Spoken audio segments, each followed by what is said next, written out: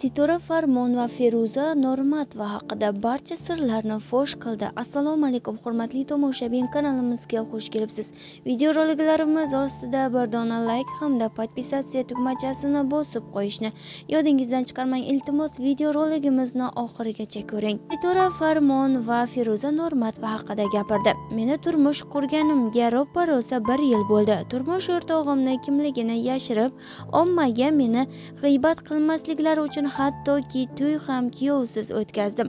Lekin baribir ichi qora insonlar meni hayotimni kovlab, turmush o'rtog'im kimligini, oldingi hayotini muhokama qilishdi. Ham kasbim Feruza Normatova hayotini barchasini ochiqchasiga ommaga e'lon qilib, turmush o'rtog'ining yoshi o'zidan ancha kichikligiga va 3-turmush o'rtoq bo'layotganini ommaga ma'lum qildi. Lekin afsuski, bechora Feruza Normatova tinchgina yashay olmayapti.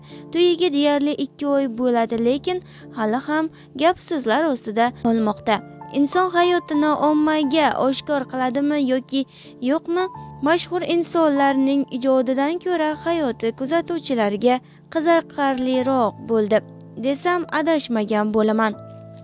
Turmush o'rtog'ini o'zi xohlamasdan, gap-so'zlardan qochib chiqarmasa-da, ichi qora iskvarlar barchasini topib, o'zi hatto xabardor bo'lmaydigan xabarlarni chiqarishadi. Hozirgacha turmush o'rtog'im aslida kimligini men o'zim aytganim yo'q, lekin mening turmush o'rtog'imning nechta farzandi bor? Lekin mening turmush o'rtog'imning nechta farzandi borligini mendan ko'ra kuzatuvchilar yaxshi bilishadi. O'zingiz o'ylab ko'ring, yoshi 30 dan oshgan biz aktrisalarni uylanmagan yigit olarmidi?